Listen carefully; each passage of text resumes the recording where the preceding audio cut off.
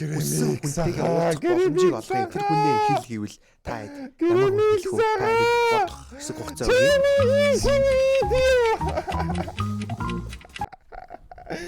Oh my god, өнөөдөр чи ямар сайхан өдөр вэ? За бүгдээрээ дотроо янз янзын хүмүүс бодсон байх. Тэгээд заримыг нас ямар хүн бодсныг мэдчихэж шүү те. Яаж явж байгаад ч хэмээр юмдаа мэдэхгүй. Надад тийм боломж олцсон бохгүй. Гэхдээ мэдээж тэр хүнтэй шууд ингээд ич хийдэм шиг уулзуулна гэсэн үг. Вау, Secret Lab ямар гоё сандалтай болцсон юм бэ манай ах чам. Биш мэдээж тэр хүнд нь саналыг тавина. YouTube хийдэг ийм гар байгаа маа Монголоос ирсэн та энтэй ингээ уулзах боломжтой юу гэсэн саналыг тавина. Тэгээ тэр хүн зөвшөөрөх юм бол одоо надтай уулзаад ингээд богино хэмжээний ярилцлага хийх ч юм уу эсвэл миний видеонд орох ч юм уу те. Ийм боломж нэгдэх гайхалтай ийм боломж надад олцсон бохгүй. Одоо яаж явж байгаад ч ийм боломж олддtiin те. Тэгээд би одоо өөрийнхөө ингээд топ чагсаалтыг гаргасан. Тэгээд ингээ эхнээсээ ингээ явж байгаа бохгүй. Одоо жишээ нь бол хамгийн ихэнд бид бүгдийн сайн мэдих Ghibli те Ghibli анime студийн одоо үүсгэн байгуулагч Hayao Miyazaki гэдэг хүн байна. Тэгээ намайг үнэхээр гайхшруулсан зүйл болсон л доо. Тэр хүнд одоо энэхүү саналыг тавьтал үнэхээр гайхалтайгаар хүлээн авч уулзах саналыг маань зөвшөөрөв л дээ. Угаасаа нэг газраас нэг зүгээр нэг рандом ютубер хөөртөж уулзъя. Тодорхойгүй ингээ юм яриад гарчаа хинч уулзахгүй. Тэгээ дээрээс нугасаа Hayao Miyazaki гэдэг хүн бол ер нь би анime мэдэх хүн юм уу? Тэр Hayao Miyazaki гэдэг хүн л одоо чам хэлүү мэ дээрээс нь ер нь ингээд интернетэд барагч зураг мураг нөлгтэй юм байдгүй. Ямар social аккаунт юу ч байхгүйгээс зүгээр яг ингээд өөр ертөнцийн хүн байгаа байхгүй юу? За guys, гэхдээ энэ яах вэ? Бид нарт үнэхээр гайхалтай нэг зүйл тохиолдсон. Тэр нь болохоор One Piece гэдэг анимыг одоо бүгдээрээ мэднэ. Гол дүрийнх нь Luffy гэдэг дүр байдаг. Бүгдээрээ мэднэ. Luffy-д дуу оруулсан Mayumi Tanaka гэдэг нэг эмэгтэй байдаг. Энэ хүний хоолойг нь баг бүгдээрээ мэдчих ч гэсэн яг нэрийг нь мэдэхгүй байж магадгүй. Энэхүү хүнтэй уулзах саналыг тавиулсан. Тэгээд үнэхээр гал Luffy-гийн дуу оруулагчтай уулзах байгаа юм биш үү? Вау. Энэ хүн миний саналыг хүлээн аваагүй л дээ. Яагаад гэсэн тэгээд түрүүн хэлсэнчлэн хаав ирсний газараас нэг гар ирснээ уулзъя гэдээ харсаас тиймэрхүү шүү дээ. Яагаад? Та өхрийн махтай стик хийдэггүй. Эддэг. Ийм байвал яах вэ? Ийм тийм байвал зүгээр. Төгөлсгөл тийм байвал яах вэ? Тийм байвал зүгээр. Тэгвэл тэр чи авч идөө гэж. Наач надад маад байхгүй байгаа. Та шүлтөө олон дуртай. Ямар шүлтөө байгаа. Ямар шүлтөө байхгүй. Тэгээд энэ мэтчлээ ингээд санал тавиад явсан. За ямар ч байсан тухайн хүн нь одоо ажилтай ч гэдэм үү, эсвэл уулзах угаасаа боломжгүй ч гэдэм үү, эсвэл зүгээр аниусан ч гэдэм үү те. Ингээд ямар ч байсан маш олон одоо ингээд шүүлтүүрийг давж жагаад хідүүлээ. Япон руу очихдоо 3 тийм одоо халдартай хүнтэй уулзах боломжтой болсон байгаа. За ямар ч байсан ингээд хідүүлээ. Япон руу явцгаа. Гал ингээ Японд ирсэн юм уу те. За Японд очиод товлсон хүмүүстэйгээ уулзахаас гадна бид нар зөндөө чөлөө цаг байсан болохоор бас өөр зүйлсийг хийхээр шийдсэн байгаа мэдээж. За ямар ч гэсэн буудлын руу ороод тэгээ жоох энэ шилтэй гэхэрч аль дээр хийсэн видео гэсэн үг ш те. Шилээ одоо би зүүхгүй байгаа ш. Гівтж байгаад эргээд гараад ирлээ. Одоо жоох өлсөж байна. Аль өдөр юм ийдсэн. Тэрнээс юм мэдээгүй байж хагаад одоо юм мэдэх гэж байна. За манай энэ бол ер нь бол Токиогийн одоо бас жуулчд ихтэй ч гэсэн хүн багтай газар илээ. Тэгээд байгаад бас үйлчлэгээний газрууд жоохон бага. Гэхдээ яг байна. Одоо та хэд харуул хийзээ. Жишээ нь ийм нэг хоолны газар байна. Нилээнтэй чхүү дахиа будаатай. Үн мөн ч гэсэн боломжийн газар байсан. За тэгээд цаашаага ийм нэг том дэлгүүр байгаа. Энэ авийн одоо хамгийн хөл хөдөлгөөнтэй хэсэг нь баг энэ л болж таарч байна да. Тэгээ энэ хэсгээс гарчих юм бол ямар нэг юм байхгүй, хөл хөдөлгөөн байхгүй. За энэ авьд нэг юм олж жагаад орно. За олж эхэлнэ.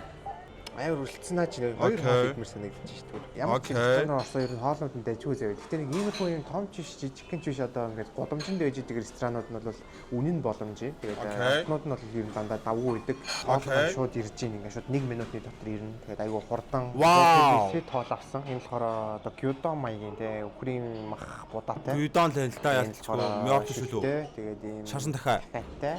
Гэхдээ миний хоол биш юм шүү. Энэ миний хоол биш шүү. Манай нэг та. Одоо миний хоолохгүй ирнэ. За тэгсэн чинь миний хоол ирсэн. Тэгээд миний хоол өндөг будаа тэгээд бас махтай. Тэгээд хажуугаар нэм жижигхэн одоо гоймон авсан. За тэгээд хоол идэ да. За сайхан хоол идлээ. Үнийг нь бодоод үзэхээр одоо жишээ саяны миний дахиад махтай тэр нь жоохон 1100 йен болж байгаа байхгүй тийм 23000-ын хавцаа болно ихэр чинь. За тэгээд 24-5000-д бол нилээн цадах хэмжээний амар гоё хоол идчихэж байгаа байхгүй. Тэгээ Монголд бас хоол ихтэй амар үнэтэй болцтой. Ингээл энэ тийм хоол мол идэг. Лаг дараарай. Ямар ч хийсэн хоолны үн болоод тэгээд ерөнхийн нэг хоолны одоо газрууд нэг дунджаар нэг иймэрхүү байгаад байна. Супермаркет том дэлгүүр байна. Дээшээ орж гоё юм аавна. За нэг ийм дэлгүүр байна да. Маруицу 138 чинь ингээд 3 банан 138. Энд ч гэсэн махнуудыг янз янзаар нь бэлтэж тавьсан байна да. Янз янзын хоолнууд ч гэсэн байна да. Мицуя сайдрын бидний юм да. Мицуя сайдер биш та. Окей. Монданы сонголт бол үнэхээр их байна. Амар юм байна уу? Ер нь бүр алийг уумааргүй санагдаж За ямар За амар. сая дэлгүүр рүү орсон боловч юу ч авсангүй. Тэгж яагаад гоё юм авч иднэ. За тэр чих үү. Тэгээд өнөөдрийн хувьд ингээд дуусгаж байна. Тэгээд өнөөдөр угаасаа ингээд орой болж байна. Одоо унтахгүй болохгүй маргааш өглөө эрт босоод тэгээд бас хөтөлбөрүүд байгаа. Гэхдээ тэр хөтөлбөрийг одоо маргааш хэлээ да. За ер нь маргааш уулзцгаая да. Тэгээд өнөөдөртөө ингээд дуусгая да. Баяр та. За guys байж байгаарай. Би та хэд ихний үнэ танилцуулахын өмнө нэг түүхийг ярьж өгөх хэрэгтэй байна. Энэ хүн маань автомашин болон дрифт гэдэг зүйлтэй үнэхээр салшгүй холбоотой хүн байгаа. Дрифт гэдгийг бол тайлбарлалтгүй ер нь бүгдээрээ мэдж байгаа бах. Машинтай явж байгаа л гинэт ингээд шарваал иргэдэг те. За энэ хүн дрифт буюу одоо Японоор дрифт гэдэг байгаа. Энэ зүйл нь болохоор 1970-аад оны үед Японы одоо уулын зам гэж байдаг те. Уулын замууд дээр машинаа дуулчих та яг огцон мэргэлтэн дээр нь эргэж хурдан гарахын тулд дрифт гэдэг зүйлийг анх ингээд санаачлаад хийж уралддаг байсан юм байна. За ингэж явсаар дрифт гэдэг зүйл нь сүлдээ спорт болсон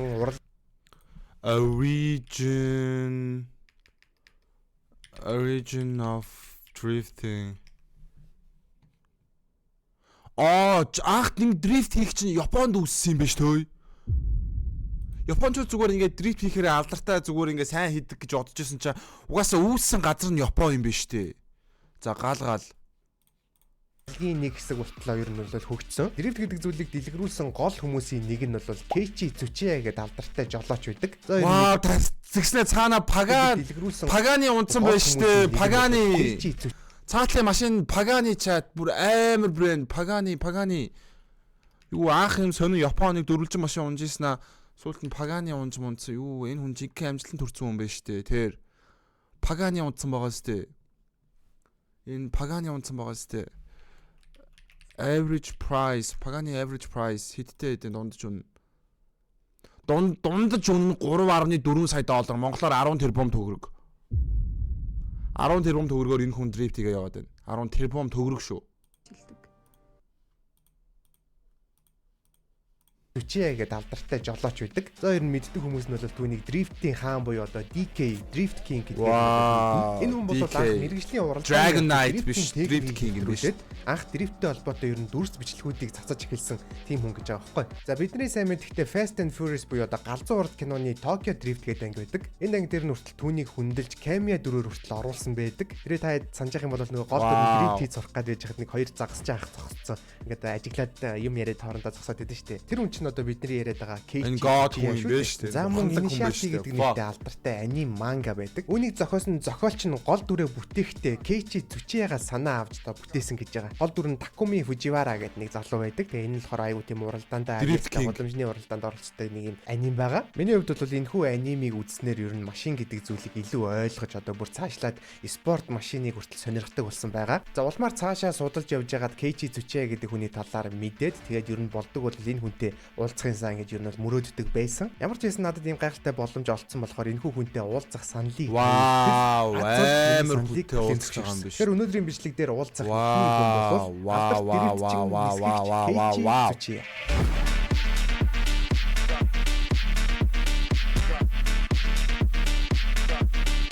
Наалалч сайн үнэн жига. Энэ угаасаа King юм шүү. Угаасаа бүр анх бүтээсэн хүн юм шүү дрифтийг хийхийг.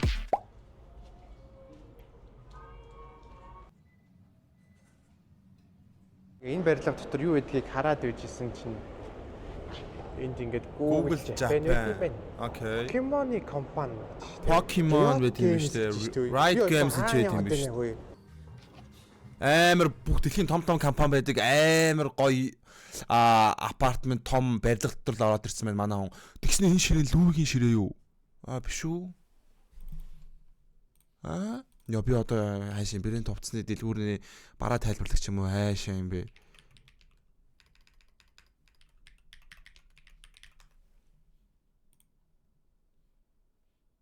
Энэ арай биш байна. Аяа биш юм байна. Sorry. Анаа хүлээж лээ нөгөө хүнтэйгээ уулзах гал. Одоо нөгөө алдарт дрифт чин уралдаан чи Кейчи Зүчиятай уулзах гээд одоо өрөөнд ороод ирсэн хүлээж байна. За нэг ийм өрөөнд л уулзах нь. Яа ямар гоё өрөө вэ? Та говь гэсэн байж тээ. Говь брэнд шүү дээ. Болно доо. Ингээд бидний хүсэн хүлээсэн хүн маань ирсэн юм. Урилгыг хүлээж аваад уулзах. Яа!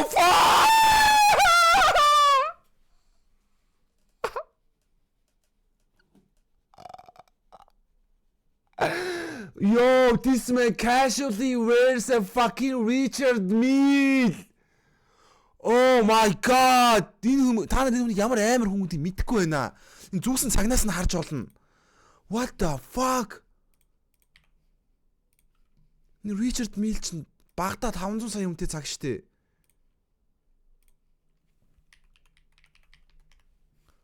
Oh my god. Oh my god. Бэж цагийнх нь үнийг яг батны олно.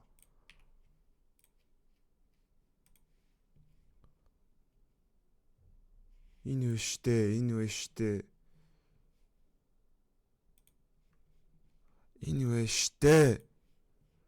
Oh my god. Тэр Richard Mille биш юм байна. Sorry. Яа. Richard Mille гэж бодлоо. Тэгсэн чинь Suitos гэдэг ийм цаг. Гэтэл стил $12,000 гэдэг чинь maybe 50 сая үнэтэй цаг байна. 50 сая үнэтэй цаг. Яг одоо энэ ингээд та энэ цагийг хараарай зөө. Энэ цагийг харж агаад Richard Mille-тэй юм төстэй байгаа зү. Richard Mille энэ цагтай төстэй байгаа зү. Энэ цагны ерөнхий загвартай нь саяны цаг. Тэгэхээр би Richard Mille гэж бодсон юм. Тэгсэн чинь арайч Richard Mille биш юм байна. Гэхдээ ийм Kiwitos гэсэн бас нэг шивээ цагны брэнд юм шиг байна. Яа яг галзуурах ч штэ. Юу гэсэн үг юм бэ? Яа. Миний хувьд бол яваа ахаач ус тийм л шүү дээ. 50 сая руулах юм. Асууж эхэлсэн. Ямартай ч асуултуудаа асуусан ч гэсэн миний асуусан асуултуудыг өмнө нь сэтгүүлчид асуусан байх магадaltaй болохоор аль болох өөр юм ярих гэж хичээж эхэлсэн. Сүүлдээ бүр Монгол улсын талаар асууж масуугаад тэгээд мэдхүү зэтгэв гэдгсэн. Монголыг бол суумоогоор нь ямар ч байсан мэдчихсэн. 1984年にその AE86 でアマチュアレースで6連勝。Энэ ах стил машин амар барьдаг бах те. たのがきっかけでプロになれた。 За манай нисгэгч ах маань өөрөө алдартай болохынхаа хажуугаар нэгэн машиныг алдартай болгосон байдаг. Тэр машин нь AE86 гэдэг машин байгаа. Энэ машиныг 1980-аад онд Toyota-гийн зүгээс үйлдвэрлэдэг байсан. Тухайн цаг үедээ бол байдаг л энгийн машиндаа орох хэмжээний тийм машин байсан. Гэхдээ энэ хүн болон Initial D гэсэн одоо аним манганы улмаас энэ машины нэр хүнд бол үнэхээр тэнгис туртлаа дээшээ иссэн байдаг. Хэрвээ та нар анзаарч ирсэн бол машины дрифттэй холбоотой кино, тоглоом юу ч байдیں۔ Тэ тэр болгон дээр энэ машин байдаг шүү дээ. Дрифтгээ хахаал энэ машин гарч ирнэ нэр шүү байдлаар гарч ирдэг. Манай дэлгүүр дээр зарагддаг удирдлагатай уралдааны машин хүртэл одоо ийм загвартай байх жишээний те. だから1984年にそのチャンピオン取ってアマチュアレースでね、そのイニシャル D の監修をしたのはどのあたりまでっていうとね、登場車両の音、車のスキル音。 Ингээд ямар ч гэсэн Кейчи Зүчияа нисгэгчтэй 30-аад минутны туршид юм ярилцаж суусан. Миний хувьд бол бас нэг төрлийн минут хийж байгаа л гэсэн. Яа, тэгснэ зөв хараад талаар бид хүн.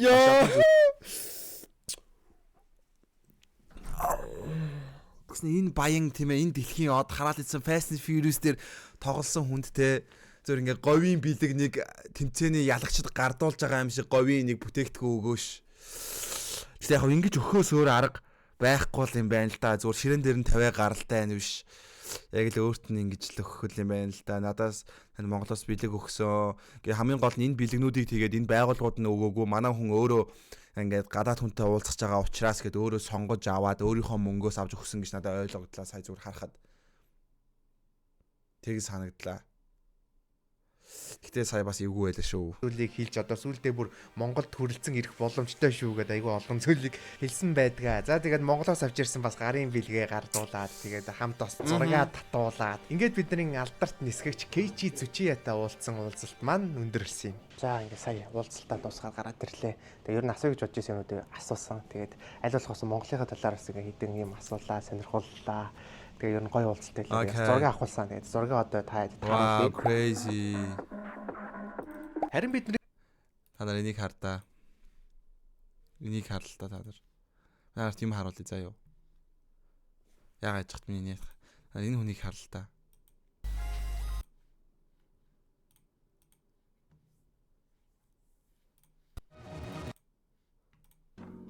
За дахиад эхэлцгээе. Энэ геймер тийм ээ өрөөндөө хорогдсон охин тоохгүй 20 гарцсан ингээ YouTube хийгээ мөнгө олно гэсэн бодолтой тийм ээ энэ нэг Монгол гэдэг улсын зүгээр л нэг иргэн хүн ингэж амар сая subscriber хүрээ Монголын номер 1 YouTuber болоод тэгээ дээрэс нь Drifting King-тэй уулзсан байж тээ. Тэгснээ бүр говийн бэлэг өгөөд өмнөө бүхийлэгж штэ. Энэ одоо юу гэсэн үг юм бэ? Энэ бол амжилт штэ. Энэ бол амжилт.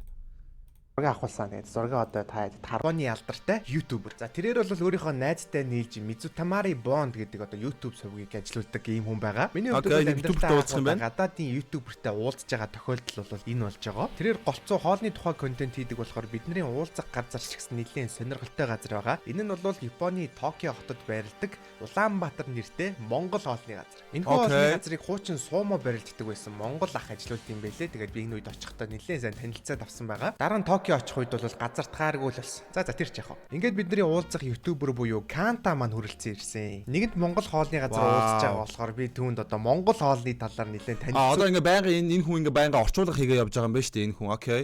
Үлээ гэж бодсон. За тэгэл сүйтэй цайгаа танилцуулаад хойноос яа энэ одоо та нар боддоо энэ хоёр ингээ за maybe адилхан subscriberтай ах гэж бодъё зөө. Maybe энэ Япон бол манай хүнээс бага subscriberтай ах. Японд энэ хүнийг таних хүн нь Gramix-ийг Монгол таних хүнээс хамаагүй бага байх. Гэхдээ энэ хүн Gramix-ээс 10 20 дахин илүү их мөнгө олж байгаа гэж боддоо. Энэ гол зүгээр юм нь юутай холбоотой вэ гэхээр Google-ийн AdSense гэдэг юм байгаа. Тэрэн дээр гарч байгаа рекламнаас авж байгаа мөнгө нь хамаагүй их. Одоо Gramix 1000 хүнд реклам үзүүлээд тэрнээс maybe $1 авж байгаа бол энэ залуу тэрнээс бараг $10 авж байгаа. нь хуушураа танилцуулаад нийслэл салаад энэ төр танилцуулаад тэгэл явж өгсөн. Тэгтээ явж өгсөн туршаад үзээрэй. Тэгээ сэтгэлээ хэлээрэй. Тэгснэ Poloгийн ийм жакет өмссөн байгаа мó те. Poloгийн ледерч за sorry би хайхгүй болохгүй юм байна. Миний шунал хөдлөөд байна гэж. Евста энэ байдаг штэ. Яг яв штэ. Яг вэ штэ. Би бүр олцлоо штэ. Oh my god. What the fuck? Яг вэ штэ. Биш үү наа. Энэ юм болов? Биш үү наа. Price-ийг би арай олох гол байна л да. Энэ Polo-гийн хөснө юуны хөсөн бэ? Лого нь. Энэ Polo л байна да. Тэ.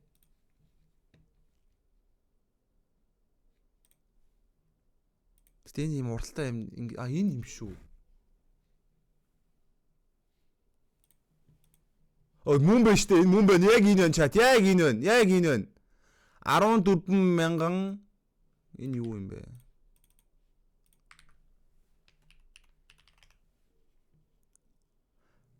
$1,100 Монголоор 3,800,000 төгрөгийн үнэтэй ийм leather Polo брендийн жакетыг энэ Япон залуу өмссөн байна.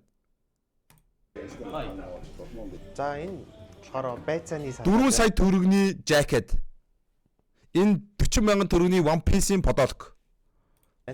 За энийг болохоор Гэтэ стил манай хүн хөөрхөн харагдаж байна Gramix. Маш амттай байсан. Тийм үү. За. Оо яач юу? Ашгүй. Бууз хоошоор амтан жоохон хурцээдэг болохоор ингээд ямар нэгэн салааттай хойлоод идэх юм бол зөөлхөн санагдаад. За энэ болохоор хуушуур байна. За энэ мэтчлэн уламжлалт хоолнуудаа танилцуулаад бөөнөрөө сайхан хоол идсэн. За нэлийн хоолны талаар яриа өрнүүлж байгаа зүйлдээ адилхан ютубер хүмүүс болохоор ютубын талаараас нэлийн санаа бодлоо хуваалцаад за тэгээд яриа маань сүлдээ бүр явж өгсөн. Сүлдээ бүр аним манганы талаар яриад бүр яриад гадуураад. Одоо ингээд гадаадад бол чат ингээд ютубын мөнгө олно амар мундаг ютубер байна гэдэг гадаадад бол тоглоом биш заяо. Ер нь бол ингээд гоё улсууд бол ютубер байна гэдэг бол ерөнхийдөө бол тоглоом биш. Тийм ч учраас дэлхийд дахинд ингээд одооны хүүхдүүд ингээд ютубер болно, стример болно гэж одоо ярьж байгаа гэх юм уу. Яагаад гэвэл энэ хүмүүсийг үзэлт яг амар үзэлт авч байгаа шиг амар их мөнгө олдог. Тийм ч учраас ютуберүүдийн ер нь бол аавар айгүй өндөр байдаг. Тэгээд хоолоо дуусгачаад бүр аним манганы дэлгүүр рүү явж үзүүлээ гэд намайг чинь бүр. I have brown one, but yours is fake. Яриадсэн аним мангатай холбоотой дэлгүүр рүү нь явахаар болсон. За хүмүүсээ Токиод явж байгаа түрүүний Улаанбаатар гээд одоо рестораны ахтай уулзсан байна. Тэгээд бас манай үзэгчдэд минь төргий гисэн. Сайн байцгаана уу. За өнөөдөр манайхаар ирсэнд маш их баярлалаа. Тэгээд Really? бэлгэлэх гэсэн. Тэгээд ирсэнд баярлалаа гэдэг. Маш их баярлж байна. Тэгээд гадаад явж байгаа ялангуяа Монгол хүнтэй дээрээс нь бүрийн Монгол ресторанд орж ирсэн чинь үнэхээр их сэтгэл хөдлөлөө. Тэгээд танд бас амжилт хүсье. За баярлалаа. Чамд гэсэн амжилт хүсье. За баярлалаа. За хэдүүл одоо үргэлжлүүлээд явцгаая. Бид хоёр ер нь аним манганы талаар маш их химиг ярьсан. Ялангуяа одоо гадаадд суудаг одоо бид нар шиг хүмүүсийн хувьд аним гэдэг ямар зүйл байдаг. Харин тэдний хувьд Нэрэ Япончуудыг гадаад хүмүүс яаж аним тайртай байдаг, аним дуртай анимыг хайрлж үздэг шиг яг Япон хүмүүс өөрсдөө анимыг тэгж үздэг болов. Та нар юу гэж бодож байна? зүгээр эх оронд нь ингээд маш их вэж идэг одоо өлөг болцсон шахуу зүйл байгаа шүү дээ. Тэр талаас нь ямархуу санагддаг гэл ер нь амар олон юм ярьсан. Ямар тааш түүний дагуулж явсан дэлгүүрээр хамтдаа бидний уулзалтын цаг дууссан. Ингээд бидний очих дараагийн газар бол Алтарт Your Name Suzume зэрэг анимуудыг бүтээсэн Shinkai Makoto хэмээх найруулагчийн Comics Way Films студи. Яг одоо энэ барилга дотор одоо тэдний студи байгаа. Тэгээ бид нар яг одоо энэ студи руу норж танилцсан. Тэгэхээр том байгаа. Чатанд хэдэн хүн байна? Байхгүй ч гэсэн одоо түүнийг Чатанд 100-аас дээш хүн байх юм бол би зөөгтөд талах хийдэн. 100-аас доош хүн байх юм бол би зөөгтөд талах хийдэхгүй. Идэх юм байна л да. Биднээс уулзсан орж танилцах гад байж байгаатай үнэхээр их баяртай байна. Тэгээ хэдүүлээ одоо 10 минутын дараа ийшээ орно. Алдартай том студи болохоор намайг нэг сүртэй хүлээж авахгүй байх гэж бодож исэн чинь харин эсрэгээрээ намайг үнэхээр сүртэй хүлээж авсан. Миний хувьд Shinkai Makatoгийн гаргадаг бүх нэг ангид анимуудыг үзэж исэн. Ер нь бол түүний фэн гэж хэлэхэд болно. Түүний гаргаж исэн бүх энэ гайхалтай бүтээлүүд яг энэ миний очисон газар ингээд бүтээгдсэн гэхээр үнэхээр сэтгэл хөдлөж исэн. За тэгээд бид нарыг хүлээж аваад юуны дөрөнд анимашн хэрхэн бүтдэг талаар ерөнхий болоод үндсэн ойлголтуудыг тайлбарлаж өгсөн. Скетчбук гаргана. Бидний студи нь бусад аним хийдэг студиудээс юугаараа ялгаатай вэ гэдгээ хүртэл биднэрт маш нарийн тайлбарлаж өгсөн. Ингээд оршил хэсэг дууссаны дараа бид нар бүр цаашаа яваад ажилчид нь яг ажиллаа хаяад үзсэн. Хүртэл хажуугаар нь явж үзсэн. Тэнд магадгүй бидний ирээдүйд үзэх анимыг зураад хөдөлгөөд эсвэл зохиолыг нь бичээд байж байгаа гэж бодохоор үнэхээр их сэтгэл хөдлөж исэн л доо. Ингэж явж байгаад алдарт найруулагч Shinkai Makatoгийн ажиллаа хийдэг ширээ буюу ажлын ширээ дээр хүрэлцэн ирсэн юм. Итгэж чадахгүй байна. Ингэж Сузуми ч бүр амар аним бистэй. Монголд бүр амар болоо өстэй. Сар бид Comics Way Films студийн зургийн дарга хийж исэн хүмүүсийн нэгтэй уулзлаа. Түүний хийх ёстой ажил нь бол найруулагчийн хүссэн зургийг нь эцсийн байдлаар гаргаж өгөөд найруулагчаар батлуулах юм. Тэгэхээр найруулагчийн дараа орох хэмжээний албан тушаалтай тийм хүмүүсийн нэг нь гэсэн үг л дээ. まあちょっと細かい説明は省くけど、これがもうここの映像を作っている全ての絵になります。これがちゃんとしてるかとかね。 Юуны түрүүнд өөрийнхөө хийдэг ажлыг биднэрт нэлээд дэлгэрэнгүй танилцуулж өгсөний дараа нэг ангид аним болох Suzume-г хэрхэн хийжсэн талаараа ярьж өгсөн юм. Мэдээж хэрэг өөр олон зураачид энэхүү бүтээлд хамтсан ч товчхондоо бол энэ хүнийг Suzume анимын гол эсхүүдийг зурсан хүмүүсийн нэг гэж хэлж болно. Ямар ч тач энэ хүний яриаг сонссны дараа анимашн буюу аним бүтгэхэд одоо ямар их хэмжээний хүч хөдөлмөр ордгийг өмнө нь яг мэддэг байсан ч гэсэн маш ойрхоноос бүр их мэдэж авсан гэх юм уу. За тэгээд нэг төсөл дээр ажиллахын тулд гол дүрүүдийг нь тоо томшгүй удаа зурж байгаа. Тэгээд энэ хүний гарт нь бол бүр зураг нь бол орцсон байд юм бэлээ. Энэ хүний хажууд нь очиод суухад яг тийм яриагийн сонсоол амар айгүй тийм эерэг инэрхтэй хүн байсан. За тэгээд бүр надаа бэлэг болгоод Suzume анимашны гол дүрийг өөрийн гараараа зурж өгсөн. За тэгээд бүр нэмээд фреймүүдийг нь зурх буюу одоо бүр хөдөлгөөнд оруулж зурж өгсөн. За ер нь товчхондоо бол алдарт Suzume анимыг анх зурж исэн хүнээр нь дахиж цаасан дээр зурулж авсан гэсэн үг ээ. Тэгэхээр энэ бол одоо бүр гарын үсгээс ч илүү одоо гайхалтай зүйл байгаа. Тэгээд хадгалахаар авч явсан байгаа. Энийг зүгээр аним хүмүүстэй гадаад нэг баян хүнд бараг сая доллараар зарна. Хэсгэс нь зурулж авлаа. Suzume. За тэгээд мэдээж хамтдаа зураг авахуулаад за нөгөө алдарт Монголтой холбоотой бэлгүүдээ дахин гардуулсан байгаа. Suzume-г алдартай маш олон нэг ангид анимуудыг Shinkai Makoto найруулагчийн дор бүтээж байсан энэхүү студи дээр ирэхэд нэг бодлын маш их ад жаргалтай байсан ч нөгөө бодлын би айгүй их сүрдчихсэн. Гэсэн хэдиж Comics Way Films студийнхан намааг бол үнэхээр гоё ухтаж авсан. Миний амьдралдаа бараг ухтаж авах. Вау, ажилтнах нь амардаг кафе, энэ хэсэг нь ямар гоё юм бэ? Болж исэн хамгийн гоё газар бараг энэ студи байсан. Ингээд бид